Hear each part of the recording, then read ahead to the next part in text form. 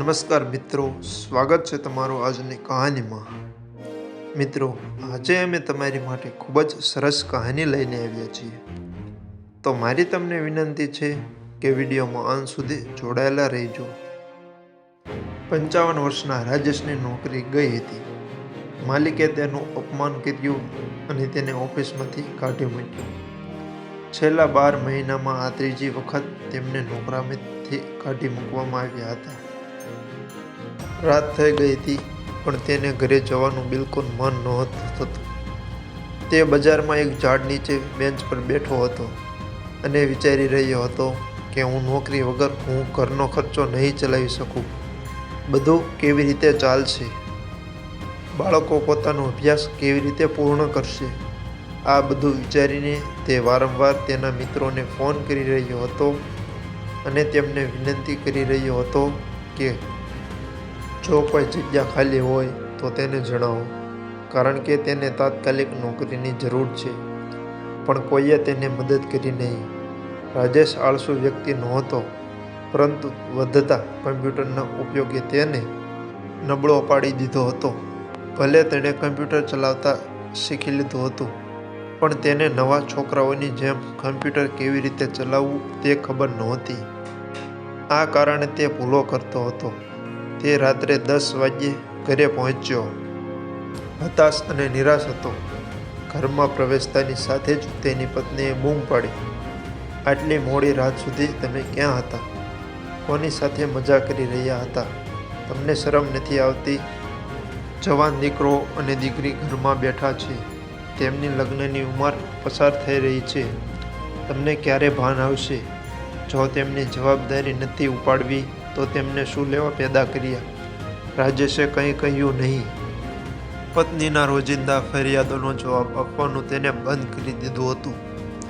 તે બહાર રાખેલા ટાંકીના નળમાંથી હાથ અને ચહેરો ધોઈ રહ્યો હતો ત્યારે તેની દીકરી દોડતી તેની પાસે આવી અને આવતાની સાથે જ તેણે કહ્યું, પપ્પા, તમે મારા માટે નવો મોબાઈલ લાવ્યા છો?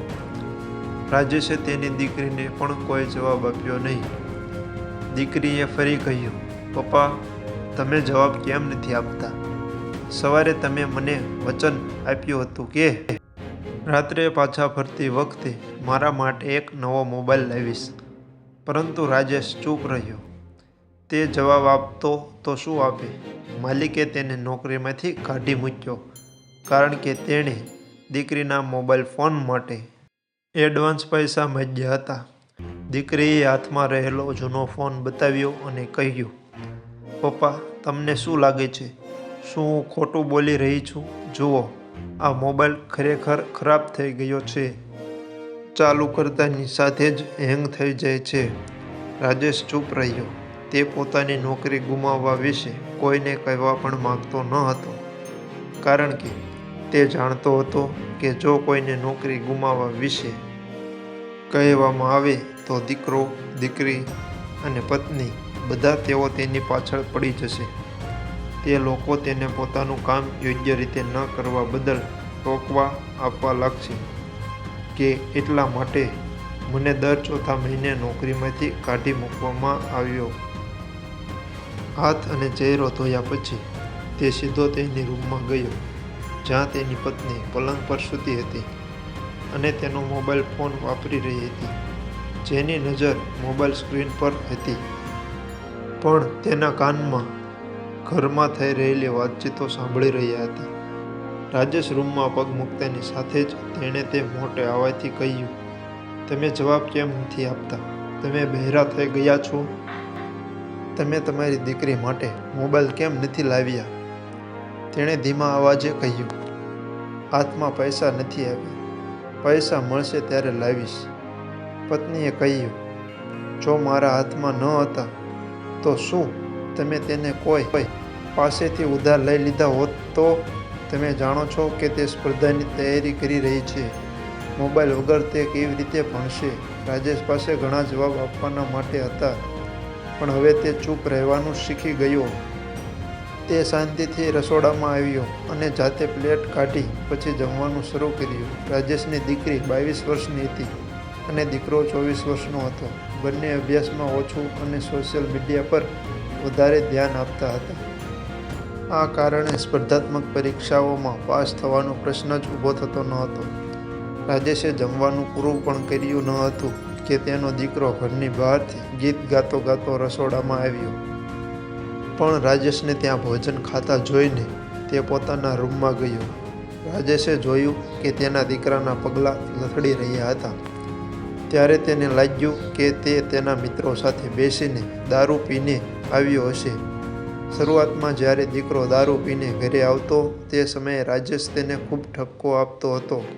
પણ એક દિવસ દીકરાએ ખુલ્લીને વાત કરી. રાજેશ ખૂબ ગુસ્સે થતો અને દીકરાને થપ્પડ મારવા જતો હતો ત્યારે તેના દીકરાએ તેનો હાથ પકડ્યો અને ગુસ્સાથી તેની સામે જોવા લાગ્યો હતો. તે દિવસ પછી રાજેશે પોતાના દીકરાને કંઈ પણ કહેવાનું બંધ કરી દીધું. જ્યારે તે જમ્યા પછી રૂમમાં પાછો આવ્યો ત્યારે તેની પત્ની ફરીથી ફરિયાદ કરવા લાગી.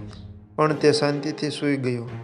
તે સવારે વહેલા ઉઠે છે અને કામ શોધવા માત્ર નીકળી પડે છે, કારણ કે તે જાણતો હતો કે વગર બધું વિખરાઈ જશે અને ઘરના ખર્ચાઓનું સંચાલન કરવું મુશ્કેલ થઈ જશે. બાળકોની શૈક્ષણિક જરૂરિયાતો પૂરી કરવાની છે. તેમના લગ્ન પણ કરાવવા હજુ બાકી છે. સાંજ સુધીમાં તે ભૂખ્યા અને તરસ્યા ઘણી બધી ઓફિસોમાં જઈને નોકરી શોધવાનો પ્રયાસ કર્યો, પરંતુ તેને ક્યાંય કામ મળ્યું નહીં. આખો દિવસ ખોરાક ન ખાવાને કારણે શરીરમાં સુગરનું સ્તર ઘટી ગયું હતું. શરીરમાં થોડી નિષ્ક્રિયતા આવી ગઈ, પણ છતાં તે ચાલતો રહ્યો અને જ્યારે સાંજે તે ફૂટપાથ પર ચાલી રહ્યો હતો ત્યારે તેને ખબર જ ન પડી કે તે કેમનો મેઇન રોડ પર આવી ગયો અને એક ઝડપથી આવી રહેલી ટ્રક તેના ઉપરથી પસાર થઈ ગઈ. રાજેશને જરા પણ હલનચલન કરવાની તક પણ ન મળી. તેમણે રસ્તા પર જ અંતિમ શ્વાસ લીધા. રાજેશનો પુત્ર, પુત્રી અને પત્નીએ તેમના અંતિમ સંસ્કાર રડતા અને વિલાપ કરતા કરવામાં આવ્યા. તેમના ગયા પછી ઘરનું વાતાવરણ સંપૂર્ણપણે બદલાઈ ગયું હતું. રાજેશે બાળકોની જરૂરિયાતો પૂરી કરવા માટે જે લોકો પાસેથી પૈસા ઉછીના લીધા હતા તેઓ દરરોજ ઘરે આવવા લાગ્યા.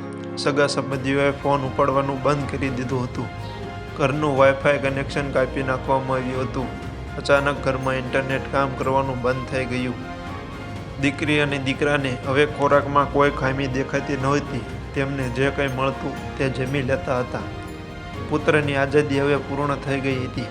હવે તે 7,000 રૂપિયા માસિક પગાર સાથે કપડાની દુકાનમાં નોકરી કરે છે. દીકરીએ પણ એક ખાનગી શાળામાં 5,000 રૂપિયા પ્રતિ માસ પગારે કામ કરવાનું શરૂ કર્યું. પત્ની માટે બધું બદલાઈ ગયું હતું. કપાળ પરનું સિંદૂર ઝાંખું પડતા જ પોશાક પહેરવાનો અધિકાર છીનવી લેવામાં આવ્યો. હવે તે કલાકો સુધી અરીસા સામે ઊભી રહેતી નહોતી. પહેલાં તે તેના પતિને જોઈને ઘણી ફરિયાદ કરતી હતી, પણ હવે તે પતિનો અવાજ સાંભળવા માટે તરસતી હતી. જ્યારે તેનો પતિ જીવતો હતો ત્યારે તે શાંતિથી સૂતી હતી, પણ તેમના ચાલ્યા ગયા પછી સહેજ પણ અવાજ તેને ડરાવી દેતો. તે આખી રાત ઊંઘ માટે ઝંખતી રહી. તેમના અવસાન પછી આખા પરિવારને સમજાયું કે રાજેશ તેમના માટે ઘણું બધું હતા. એ જ તેનું સુખ અને શાંતિ હતું. એ જ તેની ઊંઘ હતી. એ જ ખોરાક, એ જ કપડાં અને એ જ ઘર હતું. તે તેમનું આખું બજાર હતું. તે ઈચ્છાઓનો આધાર હતો. પણ તેઓ જીવતા હતા ત્યારે તેમનું મૂલ્ય જાણી ન શક્યા. મિત્રો, વાર્તા આપણને શીખવે છે કે આપણે પિતાની મહેનત, બલિદાન અને સંઘર્ષને સમયસર સમજવો જોઈએ. તેમનું સન્માન કરવું જોઈએ અને ફરિયાદ કરવાને બદલે વ્યક્તિએ સમયસર તેમની જવાબદારીઓ સમજવી જોઈએ. તો મિત્રો, આશા રાખું છું કે આજની કહાની તમને પસંદ આવી હશે. તો વિડીયોને એક લાઈક કરી ચેનલને સબસ્ક્રાઈબ કરવાનું ભૂલતા નહીં. મળીએ જલ્દી એક નવી કહાનીમાં.